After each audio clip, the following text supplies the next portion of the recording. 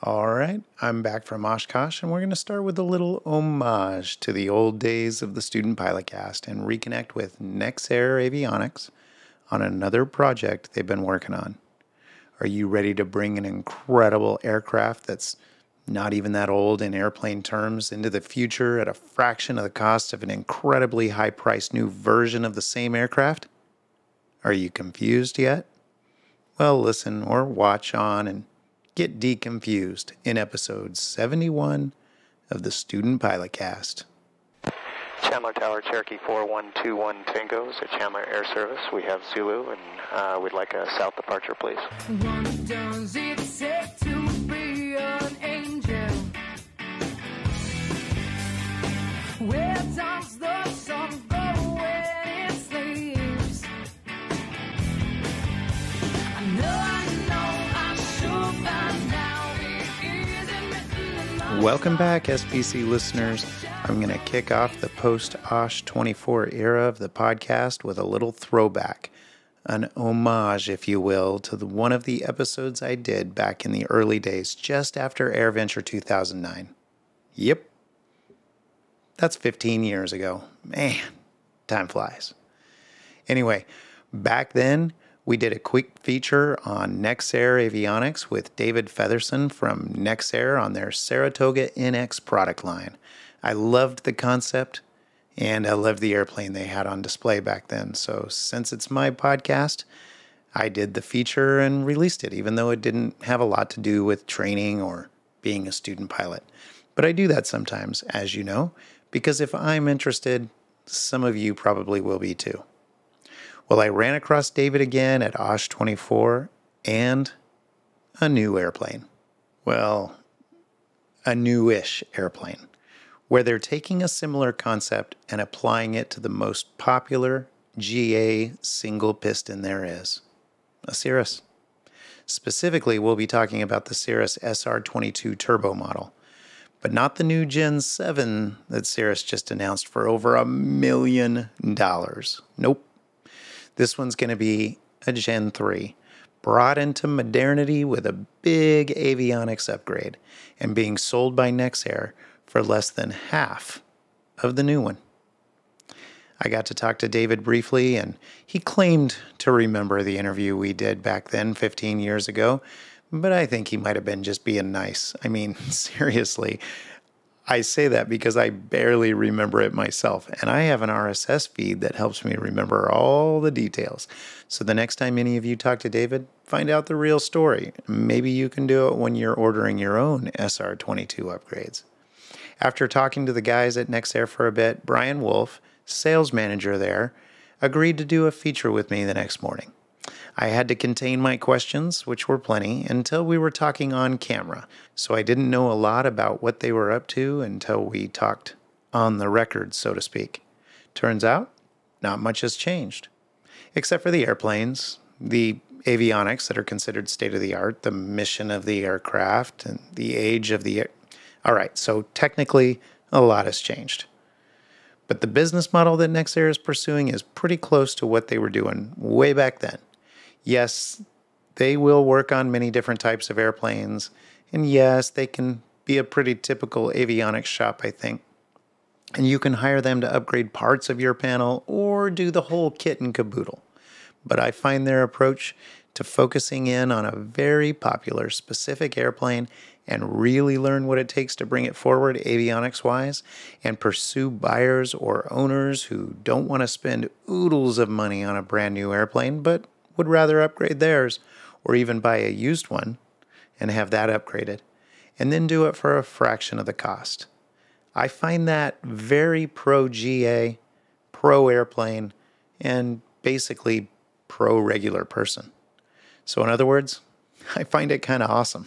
So listen or watch to my quick conversation with Brian in front of a gorgeous 2007 SR22 Turbo Gen 3 airplane. Here you go. So welcome everybody back to another special episode of the Student Pilot Cast. I'm here with Brian from Nexair Avionics. And Brian, I'd like you to just introduce yourself a little bit. Yeah, sure. So my name's Brian Wolf. I work for Nexair Avionics primarily in their sales department and aircraft integration. So I'm here at Oshkosh 2024 once again with one of our Cirrus Garmin G500 TXI conversions and kind of modernizing that aging Cirrus fleet. Awesome. And tell me why you're in aviation. So I got the aviation bug when I was a kid, just kind of like everybody else. Friend of the family who's had an old Skyhawk and, you know, kind of really migrated toward it and really enjoyed flying when I started when I was 17, similar to everyone else, and continued the flight training through college and then ended up at Nexair shortly after on a lot of this cutting edge avionics stuff. Do you still get to fly a little bit? So I fly a fair bit for the company. So a lot of our customers are not local to the Boston area. That's where we're based out of. So it is not uncommon for me to fly one of our customers in or home for upgrades. And we have customers as far away as Boston to LA, Vancouver. We've gone to France before to work on airplanes. So really a pretty wide reach of customers and flying around the country. All right. Well, longtime listeners and viewers will remember that in 2009, I did an interview with Nexair because they were working at the time. They had done some STCs and were working on a Saratoga. They called it the Saratoga NX. I fell in love with the concept and with the airplane. It was all brand new avionics at the time, little long in the tooth by this time, but I thought it was an interesting concept and I really loved it. So I did an interview there. You can go back and watch that. But I noticed this year that they've got this beautiful Cirrus here. It's a G3, so 2007. Yeah, so it's a 2007 model. It's a SR22 Turbo normalized. So we purchased it to do our Garmin conversions in it. So not only this aircraft is equipped with the Garmin G500 TXI system we created, but we've done somewhere between 30 and 35 other aircraft as well. So this aircraft is equipped with two Garmin 10.6-inch G500 TXI screens, Garmin GTN 750XI, 650XI, with a lot of other Garmin products, including their newest product, the GDL60, their plane sync device for remote aircraft status, remote database updates, cockpit integration. Very cool. Yeah, so most of us know that Cirrus has just released a new version of the SR22, and this seems to be almost equivalent to that, but for a lot less money. Can you talk about that a little bit? Yeah, sure. So our kind of primary market for the Cirrus aircraft is your G1s through your G3s, so pre-prospective airplanes. So that was starting in 2001 all the way through 2008 was when the last Avidyne G3 was produced. So basically what we look for in a customer's aircraft when we start the conversation is, are you an Avidyne aircraft? Are you a six-pack aircraft? What's currently equipped? And what's your end goal along with your mission budget and technology? So we try to help our customers navigate those items to try to optimize the best use out of their airplanes. Cool. So I'm sure that these new avionics have improved capabilities and ease of use and pilot workload. Can you talk a little bit about how the avionics have improved over the ones that Cirrus had installed initially? Oh yeah, sure. So big improvements with all these devices we've installed in here. So it's hard to list them all, in all honesty, but a couple of the big ones that a lot of these Cirrus aircraft were non-WAAS aircraft. So they were really restricted to non-precision GPS approaches. So this aircraft is WAAS equipped. So LPV, LNAV plus V, basically anything with vertical guidance we can see, including step downs. It'll fly step downs via its vertical nav part of the autopilot. So pretty cool stuff on their arrivals and some of these approaches as well. Other big thing that the Integra system didn't have that a lot of our customers really love is this synthetic vision. So synthetic vision is now integrated in this aircraft, seeing runways, any obstacles, traffic, really great for situational awareness for the pilot. Also, this one's integrated Garmin Smart Glide feature. So Smart Glide being a feature that is really meant to help the pilot in a really an emergency where the aircraft will take over if the button's depressed. The autopilot will pitch up to the best glide speed, steer you to the nearest airport with the biggest runway, tune the weather on the standby, prompt you to squawk 7700, and give you the airplane back when you're in the airport environment. It comes over the intercom system. It says airport environment, maneuver and land. So it's a real big safety improvement, and there's so many other things that they've integrated to try to help the pilot in those critical situations. Yeah, so the auto glide, or that safety feature, I guess it gives the pilot time to run some checklists, maybe try and alleviate the emergency some other way while the airplane is doing the aviate part. Well, yeah, exactly. So all of us know, it's very hard for humans to sit there and in that critical time of flight, not only to focus on flying the aircraft, but maybe run through your checklist, maybe understand why you're seeing that kind of emergency situation, rough running engine not running it at all. So it's a huge helping hand, one of those ones we all hope to never use. Right. Yeah, that's right. So I'm curious a little bit about the business model. So if we could kind of focus a little bit away from the airplane itself. I hate to do that, but that's okay. Focus a little away from the airplane. Kind of understand how you guys are running these upgrades. So I know you've got this airplane here, and as I understand it, it's for sale. Like you're ready to sell it. And can you talk a little bit about how you're generally doing this? Is it mostly customers come to you with an airplane and want you to retrofit it? Or do you sometimes do these on spec where you acquire the airplane, retrofit it, and then sell it to somebody? Yeah, so probably about 95% or more of our business is getting our customers' aircraft and bringing them up to speed on the TXI system. So this aircraft was really purchased for us because we all like to fly, and it's always nice to have an airplane. So it's not uncommon for us at Nexair to grab an aircraft, upgrade the avionics, maybe do a paint job on it, have an airplane to fly for a little bit, and also do some of these fun marketing things to make it a reason to fly. So our process really is a lot of our sales are trade-in driven. So back in 2011, when the initial Garmin GTN 650, 750 was released, we started offering trade-in incentives. Trade in your 430s for the GTNs. So a lot of our customers over the years, until the TXI was released, we were doing a lot of Cirruses on those trade-in incentives. Now that the G500 TXI and some other PFD and MFD solutions are becoming available for the Cirrus, we are now circling back with our customers and removing the Integra displays and installing Garmin displays. Once again, running that kind of trade-up promotion, give you some credit for your older displays and give you the best options out there. Excellent. Okay, so every once in a while you build one on spec and sell it, but most of the time it's your customers bringing something to you. Do you do any consulting if somebody wants to get into a Cirrus like the ones that you retrofit? Do they ever come to you before they've acquired the airplane and maybe get some help finding the right airplane?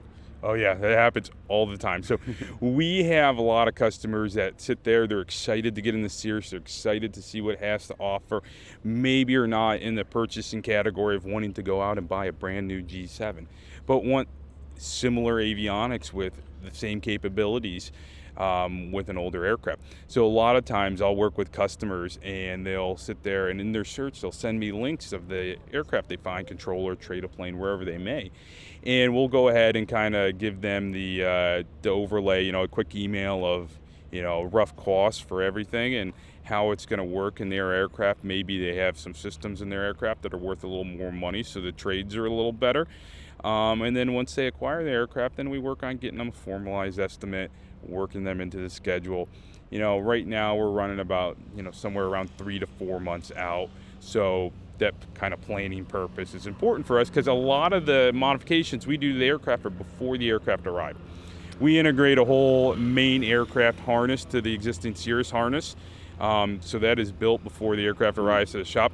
We have some custom instrument panels that we have to make to accommodate all of our new equipment. That is made before the customer enters the shop. So there's a bit of the planning process that we try to get ahead on. So when your aircraft comes to Nexair, it doesn't sit there stale in the corner of the shop. So our TXI conversions, we try our best to move them between 4 and 6 weeks. Oh, that's kind of amazing. So somebody could bring an aircraft to you, at least with a little bit of foreplanning, and they'll get that long before they would get a new aircraft from Cirrus. Yeah, I don't know what Cirrus is at. Last time I heard 2 years this week. I don't know if that's a true number or not. But yeah, if you get a good used aircraft, G1 through G3, go through the purchasing process. It's going to take some time, maybe a month or two, kind of the initial pains. We could certainly have you up and running, new aircraft, new avionics within 6 months probably without a problem. Yeah, it's pretty amazing. And you end up with such a beautiful aircraft. Did you have to spearhead any STCs or anything like that to be able to do these retrofits on these generations of Cirrus aircraft? So no. So this is the nice part about this one. So with the Saratoga, we had to do the entire STC. This Garmin package, it's all STC through Garmin. So Garmin had their own SR22, and they went ahead and STC'd all the products that were in this aircraft. So it's been a nice transition for us to kind of take over a lot of those projects and not have to start that STC process. Oh, that makes it great for you guys, doesn't it? Sure does.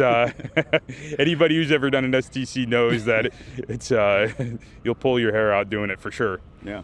So if we could come back full circle, back to this airplane, can you tell me a little bit about what you guys have done to it? What about the engine? What about the paint, interior, anything like that? What have you done to bring it into the state that it's in right now? Sure. So kind of our primary focus with this aircraft was the avionics. So the paint, it was painted before we purchased it. It's in relatively good condition. Interior was in good condition, but certainly original. And then the engine is a higher time engine, but running strong right now. So it's a pretty good aircraft. We have used it a ton for a lot of testing and improvements, working with the guys at Garmin to try to make the product the best it can be. Cool.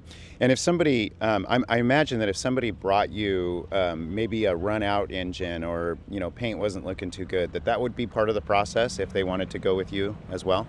So all that stuff, the paint, the engine, basically anything other than avionics is going to go through one of our partners that we work with. We work with people all around the country. We're great at avionics. That's what we do. That's what we stay doing. So there are a bunch of guys we can list for engine work, and then paint for the Cirrus. There's really only 1 or 2 guys we know around the country that do an outstanding job. All right. But you would help coordinate that for a customer? Oh, absolutely. Okay. And so tell me what you're selling this airplane for, a little bit about it. What is the engine time? And, just what could somebody come and get this from you for right now? Sure. So the airplane's being sold for $439,000. The engine is a 2023 hours, so a little over TBO. It did have a prop strike back in 2009 before we owned it, so it was IRAND, new cylinders were put on, but it wasn't a 0 time overall. So the paint was done in 2014, so relatively good shape on the paint. It looks wonderful. So yeah, certainly it's not perfect. It's 10 years old now. It's hard to believe, but it's in good looking condition. So, and then the avionics were all done by us. So they were done in 2023, so all relatively new equipment. Excellent. Well, that would get somebody into a Cirrus, I don't know, 40% of the cost of a new one, something like that? Yeah, something like that. I mean, even if you put in the motor into the mix, I guess you could call it 50%. But I think it's pretty great bang for your buck when you're out there looking for a good single engine travel and aircraft. This aircraft has flown all over the country, and it has never failed us and has made good time doing it. Awesome. So is there anything I didn't ask that I should have asked about Nexair? Anything you want to talk about? I think we nailed it all. I mean, we're just a large avionics shop on the East Coast, just outside of Boston, and really love working on the Cirrus, but certainly work on a lot of other airplanes, from smaller piston aircraft all the way through some of your smaller turboprop and turbofan aircraft. Excellent. I just love the concept of taking the older aircraft and kind of updating them, bringing up to speed, giving them life. This isn't even that old in the big scheme of things, but giving them, kind of the capabilities of a brand new aircraft at a fraction of the cost. So I love what you guys are doing, and I hope you keep it up. Yeah, we're enjoying it as well, and just kind of keeping in mind that other than Cirrus, really no one makes new aircraft anymore. So it's an aging fleet out there. We expect to continue rebuilds, not only on Cirrus aircraft, maybe on Twin Cessna, Bonanzas, King Airs, all those things, because that fleet is aging and is in need of modernization. Excellent. Brian, thank you very much. Appreciate the time. Thank you. Good luck. So, what do you think? You like their approach? How about the airplane? Let me know, or better yet, if you're so inclined, give them a call. If you're interested in doing something similar to your plane, or if you're going to want to do something like that to one you're acquiring. But anyway, it was cool to catch up with Nexair and see what they're doing, see that they're still going strong. Wait, is that Boston strong? I don't know. I'm from the other side of the country, so maybe I don't understand that Boston strong thing fully. In any case, they seem to still be up to their old tricks of taking older airplanes and making them new again. Well, newish again. I've got more stuff coming soon, so stay subscribed and do give me feedback on what you'd like to know about Oshkosh, the future of the podcast, my training episodes that are coming up, or anything else that you may want to hear about or know about. As happens at Oshkosh, talking to what my wife calls my imaginary friends, since she's never really met many of them, a lot of ideas pop up, and this Osh is no different. We've got some cool ideas of features, even some that could become regular features of the podcast, so we're brainstorming and working hard to get some of that going. I'm excited where we're headed with the podcast, including the training that'll be released shortly.